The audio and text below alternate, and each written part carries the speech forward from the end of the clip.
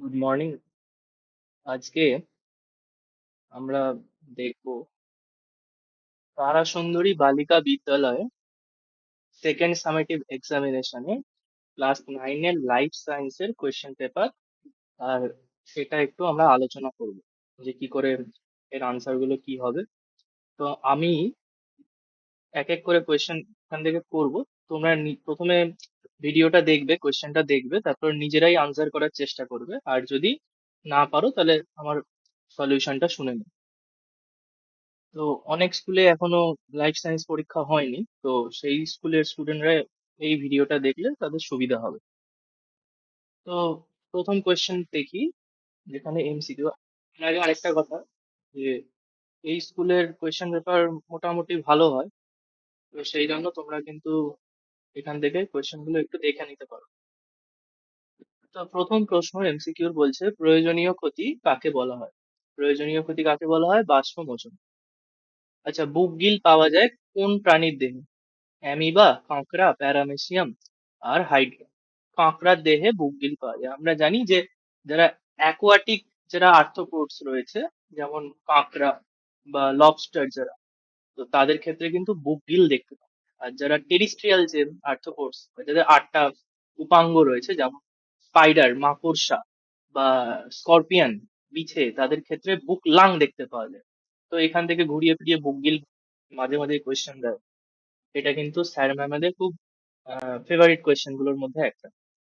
আচ্ছা, উচ্চ রক্তচাপ কমানোর জন্য কোনটা ব্যবহার করা হয়? Quinine, nicotine, ডাটুরিন, রেজারপিন। রেজারপিন হচ্ছে উচ্চ রক্তচাপ কমানোর জন্য, এটা রেজারপিন হবে। এটা সর্পগন্ধা গাছ থেকে পাওয়া যায়। আচ্ছা, রাতকানা রোগের জন্য যে ভিটামিন, এটা আমরা ছোটবেলা থেকে পড়ে আসছি, আচ্ছা, সংকোচনশীল গহ্বর রেচন অঙ্গ হিসেবে কাজ করে কোন প্রাণীর দেহে? সংকোচনশীল গহ্বর হচ্ছে অ্যামিবার দেহে দেখতে পাওয়া যায়। এবারে একটা সুন্দর কোয়েশ্চেন দিয়েছে, দেখো এরকম কিন্তু কোয়েশ্চেন অনেক জায়গায় সিবিএসই তে অথবা আমাদের এখানেও এখন হচ্ছে, যে আমি কে, তাহলে আমাদের একটু হিন্টস দিয়ে দেবে। যেমন দাদাগিরিতে দিত, সেই রকম ভাবে আমাকে বলতে হবে, আইডেন্টিফাই করতে হবে যে কার কথা বলা হচ্ছে বা কোন কিসের কথা বলা হচ্ছে। 2-এর 1-এর দাগের কোয়েশ্চেনটা বলছে, আমি ফুসফুসের দ্বিস্তর বিশিষ্ট আবরণ। ফুসফুসের আবরণকে কি বলে? প্লুরা বলে। নেক্সট কোয়েশ্চেনে বলছে, আমি মানুষের পাক গ্রন্থিতে থাকি এবং প্রোটিনকে পেপটনে পরিণত করি। তাহলে পাক গ্রন্থিতে থাকে এমন একটা উৎসেচক যেটা প্রোটিনকে ভেঙে পেপটনে পরিণত করে, পেপসিন। পেপসিন হচ্ছে সঠিক উত্তর। নেক্সট বলছে, আমি সেই রক্তকণিকা যে হেপারিন নিঃসরণ করে এবং রক্তবাহে রক্ততঞ্চন করে। তাহলে যে শ্বেত রক্তকণিকা হেপারিন নিঃসরণ করে রক্ততঞ্চনে সাহায্য করে, তার নাম হচ্ছে বেসোফিল। নাম হচ্ছে বেসোফিল।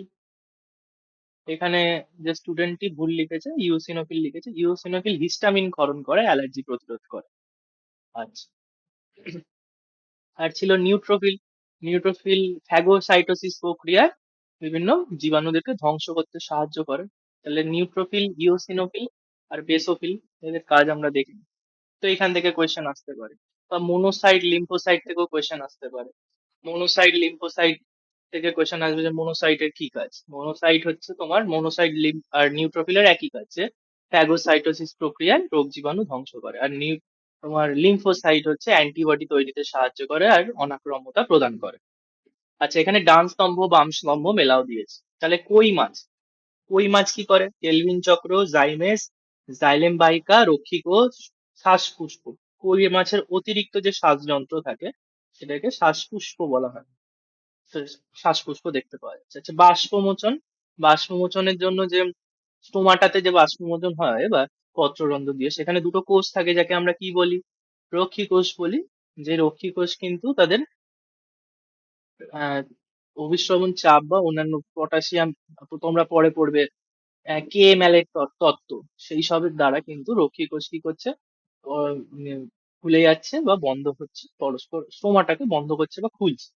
তো সেই জন্য আনসারটা হয়ে যাচ্ছে বাষ্পমোচনের সাথে রক্ষী কোষ। আচ্ছা, ইস্ট। ইস্টের মধ্যে এক ধরনের, আচ্ছা ইস্টের সাথে কোনটা যাবে বলো তো দেখি?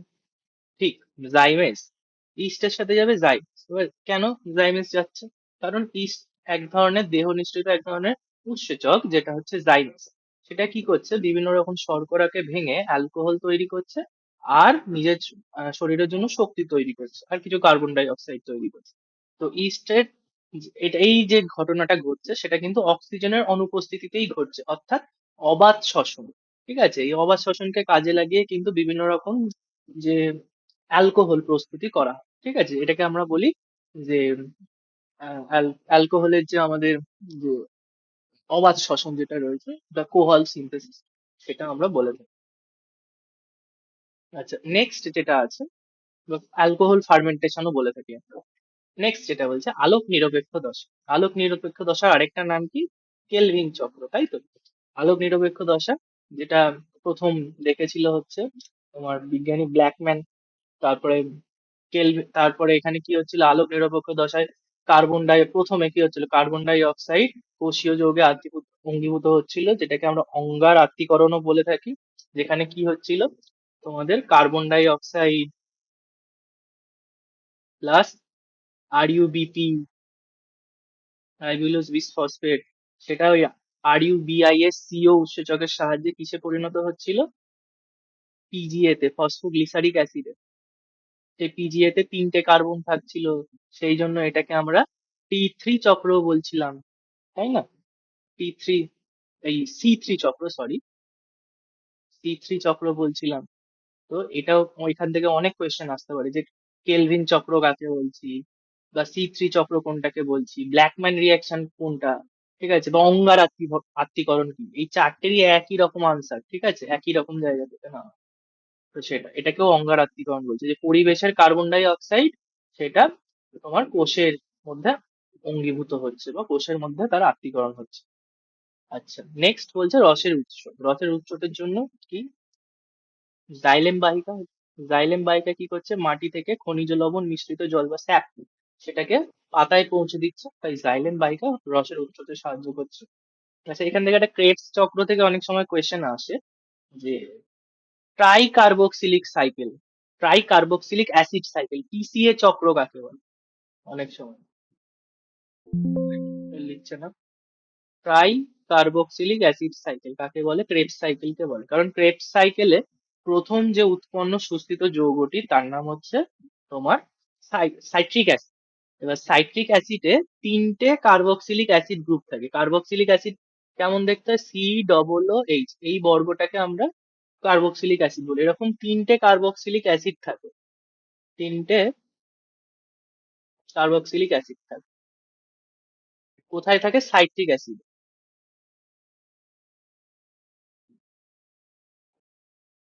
সেই জন্য অ্যাসিড, আর এই সাইট্রিক অ্যাসিডই ক্রেবস সাইকেলের প্রথম উৎপন্ন যৌগ, বা প্রথম সুস্থিত উৎপন্ন যৌগ, তাই জন্য এই ক্রেবস সাইকেলকে টিসিএস চক্র বলা হয়। ঠিক আছে। আচ্ছা, এখান থেকে আরেকটা কোয়েশ্চেন আসে যে ইএমপি পাথওয়ে কাকে বলে?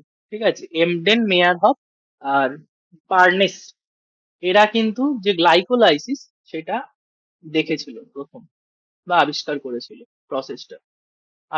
আবিষ্কার এখানে ডিসকভার, লাইকোলাইসিস, তাই জন্য গ্লাইকোলাইসিসকে কিন্তু ইএমপি পাথওয়ে বলে। আচ্ছা, এরপরে চারের সংক্ষিপ্ত কোয়েশ্চেনে চলে আসে, মানে অতি সংক্ষিপ্ত। সালোক সংশ্লেষের সময় এডিপি থেকে এটিপি তৈরি হচ্ছে, এটাকে কি বলা হয়? আচ্ছা, ফটোফসফোরাইলেশন। আচ্ছা, এখানে কিটা কিন্তু কয় দীর্ঘী হবে, কারণ কয় হস্যি কি মানে হ্যাঁ না উত্তরে কিন্তু আমরা কয় হস্যি ব্যবহার করি, আর যখন হ্যাঁ না ছাড়া যে কোনো উত্তর সম্ভব এমন প্রশ্নে আমরা কয় দীর্ঘী ব্যবহার করি। তো এখানে প্রিন্টিং মিস্টেক হয়ে গেছে, একটু দেখে নিও। আচ্ছা, এটা ফটোফসফোরাইলেশন। তাহলে এডিপি থেকে যখন এটিপি তৈরি হচ্ছে, মানে এডিপি আর অজৈব ফসফেট যুক্ত হয়ে যখন এটিপি তৈরি হচ্ছে, কখন? আলোক দশায়, তখন তাকে কি বলা হচ্ছে? ফটোফসফোরাইলেশন। ফটোফসফোরাইলেশন। এখানে শুধু ফসফোরাইলেশন লিখেছে, এখানে কিন্তু ফটোফসফোরাইলেশন কথাটা, ফটো মানে হচ্ছে আলো, ঠিক আছে। আচ্ছা, উদ্ভিদের দুটি শ্বসন স্থান লেখো, উদ্ভিদের কোথায় কোথায় শ্বসন হয়। তাহলে এখানে এরা লিখেছে উদ্ভিদের শ্বসন স্থান হচ্ছে শ্বাসমূল আর পত্ররন্ধ্র।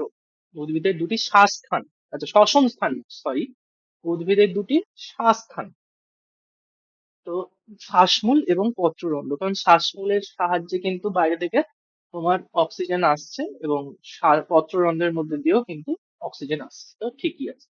আচ্ছা, একটি পূর্ণ পরজীবী উদ্ভিদের নাম দেখো, একটি পূর্ণ পরজীবী উদ্ভিদের নাম স্বর্ণলতা। শিশুদের ক্রেটিনিজম রোগ কেন হয়? শিশুদের ক্রেটিনিজম রোগ হয় কারণ তাদের শরীরে থাইরয়েড হরমোন যখন কম ক্ষরণ হয়, মানে হাইপোথাইরয়েডিজম, বা থাইরয়েড হরমোন, যেখানে থাইরক্সিন, থাইরয়েড হরমোন এক ধরনের থাইরক্সিন, তার কম ক্ষরণে, ঠিক আছে, এই ঘটনাকে, থাইরয়েড হরমোনের কম ক্ষরণকে বলা হয় হাইপোথাইরয়েডিজম।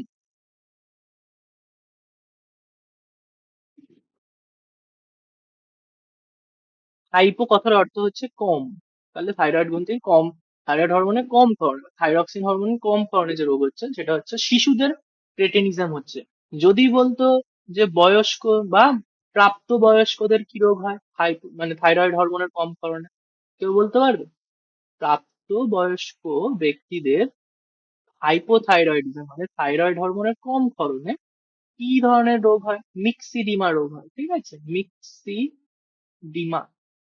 এক্ষেত্রে ধরো কি হয়ে যায়, বয়স্কদের একটু কর্কশ মেজাজের হয়ে যায়, গলা কর্কশ হয়ে যায়, ঠিক আছে, আরো অন্যান্য প্রবলেম হয়, মেটাবলিজমের প্রবলেম হয়। আর শিশুদের ক্ষেত্রে জড়বুদ্ধিতা দেখতে পাওয়া যায়, মুখ থেকে লালাক্ষরণ দেখতে পাওয়া যায়, মেটাবলিজমের প্রবলেম হবে, ঠিক করে বডি গ্রোথ হবে না, ঠিক আছে। আচ্ছা, অর্নিথন চক্র কাকে বলে? অর্নিথন চক্র কাকে বলে না, অ্যামোনিয়া থেকে যখন ইউরিয়া তৈরি হচ্ছে, সেই কে তৈরি করছে? যকৃৎ তৈরি করছে। যকৃতে অ্যামোনিয়া থেকে ইউরিয়া তৈরি হওয়ার পদ্ধতিকেই বলা হয় অর্নিথন চক্র। এবীয় রক্ত অসঙ্গতি কাকে বলে? এটা কিন্তু ভালো করে লিখতে হবে তোমাদের। এবীয় রক্ত অসঙ্গতি হচ্ছে রক্তের যে তিনটি প্রধান বিভাগ, অর্থাৎ এ, বি এবং ও থাকে, তাহলে কোনো এক ব্যক্তি তার রক্তের বিভাগের বাইরে অন্য কোনো বিভাগ থেকে যদি রক্ত গ্রহণ করে, তখন তার নিজের যে অনাক্রম্যতা তন্ত্র রয়েছে তার সাথে বিক্রিয়া ঘটে। মানে ধরো কেউ একটা কারোর শরীরে যে রক্ত রয়েছে সেখানে তার বিভাগ গ্রুপ হচ্ছে এ, তাহলে তার এক ধরনের অ্যান্টিজেন থাকবে, কিন্তু তাকে যদি অন্য রক্ত দেওয়া হয় আর অ্যান্টিবডি থাকবে, তাকে যদি অন্য রক্ত দেওয়া হয় তাহলে অন্য কোনো একটা অ্যান্টিজেন প্রবেশ করবে, যার বিরুদ্ধে তার শরীরে অ্যান্টিবডি তৈরি হবে এবং রক্ত কোয়াগুলেট করে যাবে, তার ফলে রোগীর, মানে মানুষটির মৃত্যু পর্যন্ত ঘটতে পারে। তাহলে একে এবীয় অসঙ্গতি বলে। তাহলে কোনো এক ব্যক্তি তার রক্তের বিভাগের বাইরে কোনো রক্তের বিভাগ যদি গ্রহণ করে, তাহলে তার অনাক্রম্যতা তন্ত্রের উপরে বিক্রিয়া ঘটে বা তার প্রবলেম হয়, সেইকে তাকেই বলা হয় হচ্ছে এবীয় অসঙ্গতি। আচ্ছা, নেক্সট আমরা চলে আসি, এবীয় অসঙ্গতি হয়ে গেল, প্যাপাইন কোথায় পাওয়া যায়? প্যাপাইন পেঁপে গাছের, ঠিক আছে, যে তরুক্ষীর, ঠিক আছে, পেঁপে গাছের যে রেচন পদার্থ একটা, যাকে আমরা তরুক্ষীর বলি, সেটাকে আমরা বলছি কি প্যাপাইন। সেখানে প্যাপাইন পাওয়া যায়। এই প্যাপাইন উৎসেচক কিন্তু প্রোটিন হজমে সাহায্য করে। আচ্ছা, হৃৎপিণ্ডের স্বতঃস্ফূর্ত প্রসারণকে কি বলে? ডায়াস্টোল বলে। এরপরে চলে আসছি আমরা 2 নম্বরের সংক্ষিপ্ত কোয়েশ্চেন গুলোতে, 2 মার্কস ক্যারি করছে ইচ। অ্যান্টেনা রঞ্জক কারা ও তাদের বর্ণ কি? এই দেখো, একটা কিন্তু সুন্দর কোয়েশ্চেন করেছে, এটা বেশ ভালো কোয়েশ্চেন, ঠিক আছে। এরকম কিছু কিছু কোয়েশ্চেন কিন্তু যে তোমাদের যে একদম বই থেকে হবে বা সোজা হবে সেরকম কিন্তু আশা করবো না, একটা দুটো কোয়েশ্চেন কিন্তু একটু বাইরে থেকেও আসতে পারে। এটা যদিও বাইরে না। আচ্ছা, অ্যান্টেনা রঞ্জক কাকে বলে? দেখো, অ্যান্টেনা রঞ্জক কাকে বলে আগে জিজ্ঞেস করেনি, কোথায় লিখেছে কোথায় থাকে, ঠিক আছে, অ্যান্টেনা রঞ্জক গুলো কি কি আর এদের কালার কি জিজ্ঞেস করে। আগে বলি অ্যান্টেনা রঞ্জক কি। সালোক সংশ্লেষ প্রক্রিয়া প্রধান রঞ্জক যেটা, সেটা হচ্ছে ক্লোরোফিল। একে সাহায্য করার জন্য কিছু রঞ্জক কণা থাকে যারা কি করছে, আলোক শক্তি শোষণ করে তারা বিক্রিয়া কেন্দ্রে যেখানে ক্লোরোফিল এ থাকছে সেখানে পাঠিয়ে দিচ্ছে, তাদেরকে অ্যান্টেনা রঞ্জক বলছে। মানে ধরো এটা হচ্ছে বিক্রিয়া কেন্দ্র, এই জায়গাটা, ঠিক আছে, এই জায়গাটা হচ্ছে বিক্রিয়া কেন্দ্র। আর এইগুলো, তাহলে এখানে ক্লোরোফিল এ রয়েছে, আর এইখানটায় এটা বিক্রিয়া কেন্দ্র। তাহলে এই যে এইগুলো আছে, এই যে রঞ্জক গুলো আছে, এরা কি করছে? আলোক শক্তি শোষণ করছে আর একে অপরকে ট্রান্সফার করছে। আলোক শক্তি শোষণ করছে, শোষণ করছে, একে অপরকে ট্রান্সফার করছে, ট্রান্সফার করে কোথায় পাঠাচ্ছে? বিক্রিয়া কেন্দ্রে সবাই পাঠাচ্ছে। তাহলে এই যে রঞ্জক গুলো যারা আছে, যারা আলোক রশ্মি শোষণ করে বিক্রিয়া কেন্দ্রে পাঠাচ্ছে, তাদেরকেই বলা হচ্ছে কি অ্যান্টেনা রঞ্জক বা অ্যান্টেনা পিগমেন্টস। রঞ্জকের ইংলিশ আমরা পিগমেন্ট জানি। এরা কারা কারা? সাধারণত ক্লোরোফিল বি এবং ক্যারোটিনয়েডস। এদের কালার কি? ক্লোরোফিল বি এর কালার হচ্ছে হলদে সবুজ বা সবুজও বলতে পারো। আর তোমার ক্যারোটিনয়েডস মধ্যে দু রকমের ক্যারোটিনয়েডস দেখতে পাচ্ছি, যারা হচ্ছে একটা ক্যারোটিন যাদের কালার হচ্ছে কমলা, আর একটা জ্যান্থোফিল যেটাকে কালার হচ্ছে হলুদ। নেক্সট কোয়েশ্চেনে চলে যাই। বাষ্পমোচনের স্থানগুলি কোনটা? আগে দেখো দু রকমের কোয়েশ্চেন দিয়েছে, একটা হচ্ছে শ্বসন শ্বাসস্থান কি, আর একটা এখানে দিয়েছে কি, এখানে শ্বাসস্থান কি দিয়েছিল, এখানে দিয়েছে বাষ্পমোচন স্থান কি কি। তাহলে বাষ্পমোচন স্থান কি কি? একটা হচ্ছে উদ্ভিদের পত্ররন্ধ্র বা স্টোমাটা, আর একটা হচ্ছে কিউটিকল, একটা হচ্ছে লেন্টিসেল। তিনটে আমরা দেখেছিলাম বইতে। পত্ররন্ধ্র দিয়ে সবচেয়ে বেশি তোমার বাষ্পমোচন হয়। 3 নম্বর কোয়েশ্চেনটা বলছে রসের উৎসের কোন কোন টান ও চাপ কাজ করে। তো রসের উৎসের জন্য চারটি মোট ভৌত বিষয় দরকারি, যেটা হচ্ছে যেগুলো হচ্ছে মূলীয় চাপ বা মূলজ চাপ, যেটাকে রুট প্রেসার বলা হয়, বাষ্পমোচন টান, যেটাকে ট্রান্সপিরেশন পুল বলা হয়, সমশক্তি বল বা কোহেশন ফোর্স, যেটাকে তোমরা সমশক্তি বলও বলে থাকো, অনেক বইতে পাবে, আসঞ্জন বল বা অসমশক্তি বল, যেটাকে আমরা বলি অ্যাডহেশন ফোর্স। এবার এগুলো কি, যেগুলো জেনে নি। বাষ্পমোচন টান মানে হচ্ছে, এই যে ধরো তোমাদের গাছের পাতা রয়েছে, সেই পাতায় অনেক স্টোমাটা থাকে, পত্ররন্ধ্র থাকে, পত্ররন্ধ্র থেকে কি হয়, বাষ্পমোচন হয়, জল বেরিয়ে যায়। এবার এর সাথে কানেক্টেড যে তোমার জাইলেম গুলো আছে, সেগুলো উপরের দিকে কিছুক্ষণের জন্য ভ্যাকিউম সৃষ্টি হয়, ভ্যাকিউম হয়ে যায়, জায়গাটা ফাঁকা হয়ে যায়, শূন্য হয়ে যায়। তো সেই জায়গাটা, সেই শূন্য স্থানটা ভর্তি করার জন্য নিচ থেকে উপর দিকে জল আস্তে আস্তে উঠতে থাকে। এটাকেই তাহলে নিচ থেকে উপর দিকে একটা টানের সৃষ্টি হয়, এটাকেই বলা হয় ট্রান্সপিরেশন পুল। পাতার মাধ্যমে জল বাষ্প আকারে বেরিয়ে যাওয়ার সময় বা বেরিয়ে যাওয়ার ফলে পাতার কোষে জলের ঘাটতি ও চোষণ টান সৃষ্টি হয়, এবং জল ওপরের দিকে উঠে আসে। একেই বলা হয় বাষ্পমোচন টান বা ট্রান্সপিরেশন পুল। এটা একটা অনেকটা তোমরা স্ট্র দিয়ে স্ট্র দিয়ে যখন তোমরা জুস খাও বা ফ্রুটি খাও, তো সেটার সাথে তুলনা করতে পারো। যে একটা বাক্স থাকে, তার মধ্যে জুস থাকে, আর এখানে তোমাদের একটা স্ট্র থাকে, এরকম। তো যখন তোমরা এখানে কি করছো, সেটাকে টানছো, তাহলে কিছুক্ষণের জন্য এইভাবে এখানে একটা ভ্যাকিউমের সৃষ্টি হচ্ছে। সেই ভ্যাকিউমটাকে ফিল করার জন্য নিচ থেকে ওপর দিকে জল বা তরল আসতে থাকছে, তাহলে এটাকেই বলা হয়, যে টানটা তাকেই বাষ্পমোচন টান বলা হয়। তো এক্ষেত্রে ভ্যাকিউমটা তুমি সাক করছো বলে তৈরি হচ্ছে, আর এখানে বাষ্পমোচন হচ্ছে বলে ভ্যাকিউমটা তৈরি হচ্ছে। তারপর হচ্ছে মূলীয় চাপ। মূলীয় চাপ মানে কি, বা মূলজ চাপ? মাটির নিচে যে মূল থাকে, সেই মূলের অনেক কোষ দিয়ে তৈরি, বিশেষত যে রুট হেয়ার গুলো রয়েছে, ঠিক আছে, যে রুট হেয়ার গুলো রয়েছে, সেই রুট হেয়ারে অনেক কোষ কোষ রয়েছে, রুট হেয়ারের যে কোষগুলো। এবার সেখানে কি হয়, সেই কোষগুলোতে কি হয়ে যায়, জল ঢুকছে, মাটির যে জল বাইরে থেকে কোষের মধ্যে জল ঢুকছে যে পদ্ধতি থেকে, তাকে মূলীয় চাপ প্রক্রিয়া বলে। এটা সাধারণত তোমাদের অভিস্রবণ যে চাপ বা অভিস্রবণের জন্য কিন্তু এই জলটা ভেতরের দিকে ঢোকে, ঠিক আছে। তাহলে মূলের যে কোষগুলি দ্বারা জলের শোষণ করার সময় ভেতরের দিকে এক ধরনের চাপের সৃষ্টি হয়, যে জল ভেতরের দিকে ঢুকছে চাপের ফল, সেটাকেই কিন্তু আমরা বলছি মূলীয় চাপ। এটা কি করছে, এই মূলীয় চাপের ফলেও কিন্তু জলটা জাইলেম বাইকার মাধ্যমে উপর দিকে উঠছে বা উপর দিকে ঠেলতে সাহায্য হচ্ছে। আচ্ছা, এরপরে হচ্ছে সমশক্তি বল বা সমশক্তি বল। এটা কি? জাইলেম বাহিকার মধ্যে অনেক জলের কণা আছে, এখানে এখানে এখানে এখানে। এই জলের কণাগুলো একে অপরকে আকর্ষণ করছে, একে আকর্ষণ করছে, একে আকর্ষণ করছে। তার ফলে কি হচ্ছে, জলের কণাগুলো একসাথে কানেক্টেড হয়ে যাচ্ছে। তো এই যে বলটা, দুটো একই রকম একই ধর্মী কণার মধ্যে, একই ধর্মী অণুর মধ্যে যে বল থাকছে, কাজ করছে, তাকে সমশক্তি বল বলা হয়। জাইলেম বাহিকার মধ্যে জলের অণুগুলোর পরস্পর একসাথে লেগে থাকার যে ক্ষমতা, যা জলস্তম্ভকে ভাঙতে দেয় না, এটা কন্টিনিউয়াস জলস্তম্ভ এরকম তৈরি হয়। কেন? কারণ জলের অণুগুলো পরস্পরকে আকর্ষণ করে যাচ্ছে এই বলের মাধ্যমে, সেই জন্য। তাহলে একে বলা হচ্ছে সমশক্তি বল। আসঞ্জন বল বা অ্যাডেশন ফোর্স কাকে বলে? যখন দুটো আলাদা আলাদা ধর্মী অণুর মধ্যে যখন কি হচ্ছে, আকর্ষণ বল কাজ করছে, মানে এখানে তোমার যে জাইলেম বাহিকা, তার যে দেওয়াল, সেই দেওয়ালে, মানে সেটা নির্দিষ্ট কলা দিয়ে তৈরি, কোষ দিয়ে তৈরি, সেটা অণু দিয়ে তৈরি। তাহলে সেই অণু আর জলের অণুর মধ্যে কি হচ্ছে, আকর্ষণ হচ্ছে, তার ফলে জলের অণুগুলো জাইলেম বাহিকার গায়ে এরকম আটকে যাচ্ছে। তো সেটাকেই বলা হচ্ছে কি, সেটাও আটকে যাচ্ছে, তো সেটাকেই বলা হচ্ছে কি আসন জল। তাহলে জলের অণু ও জাইলেম বাহিকার প্রাচীরের গায়ের আকর্ষণ বলকে বলা হচ্ছে আসঞ্জন বল, যা জলকে নালীর গায়ে আটকে রাখতে সাহায্য করছে। ঠিক আছে। আচ্ছা, নেক্সট কোয়েশ্চেন কি বলছে, গ্লাইকোলাইসিস পদ্ধতিতে এক অণু গ্লুকোজ থেকে মোট কত অণু পাইরুভিক অ্যাসিড তৈরি হয়?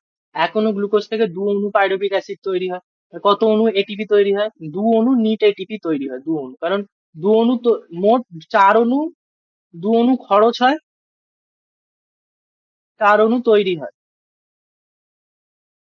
তাহলে আমরা কি দেখতে পাচ্ছি, দু অণু খরচ হয়ে যাচ্ছে, মানে টোটাল নিট দু অণু তৈরি হয়। ঠিক আছে, তোমার আনসার হয়ে যাচ্ছে দু অণু এটিপি তৈরি হয়। কপ্রোভ্যাগি কাদের বলা হয় এবং উদাহরণ দাও। কপ্রোভ্যাগি কাদের বলা হয়? যেসব প্রাণী বা জীব পুষ্টির জন্য মল বা বিষ্ঠা ভক্ষণ করে তাদেরকে বলা হচ্ছে কপ্রোভ্যাগি প্রাণী, যেমন গোবরে পোকা, ডাং বিটেল। আচ্ছা, এরপরে কি বলছে, ছয়টা বলছে যে উদ্ভিদের তিনটি রেচন পদ্ধতির নাম লেখো। তাহলে উদ্ভিদের তিনটি যে রেচন পদ্ধতি তার নাম হচ্ছে কি, একটা হচ্ছে পত্র মোচন, একটা বাকল মোচন মানে গাছের ছাল মোচন, আর ফল মোচন। নেক্সট আমরা চলে যাচ্ছি 5-এর 7। ম্যালপিজিয়ান কর্পাসেলস মূলত কি কি অংশ নিয়ে গঠিত?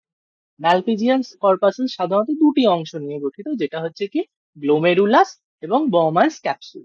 ঠিক আছে। এরপরে আমাদের যে লাস্ট কোয়েশ্চেন যেটা সেটা হচ্ছে তোমার 5 নম্বরের কোয়েশ্চেন, যে আরশোলার মুক্ত সংবহন তন্ত্রের একটি চিত্র অঙ্কন করে নিম্নলিখিত অংশগুলি চিহ্নিত করো। কি কি অংশ? অ্যালারি পেশি, অস্টিয়া, অঙ্কীয় স্নায়ুরজ্জু, আর পেরিভিসেরাল সাইনাস। তাহলে যেমন তোমাদের বইতে যেমন ছবি ছিল তেমন আঁকবে। তো এই দেখো অ্যালারি পেশি এগুলো, এই যে এখান থেকে যে পেশিগুলো বেরিয়েছে ওগুলো অ্যালারি অ্যালারি পেশি। আচ্ছা, পেরিভিসেরাল সাইনাস এখানটা, অঙ্কীয় স্নায়ুরজ্জু, আর তোমার আরেকটা কি ছিল জানো, তোমার অস্টিয়া, তাই তো।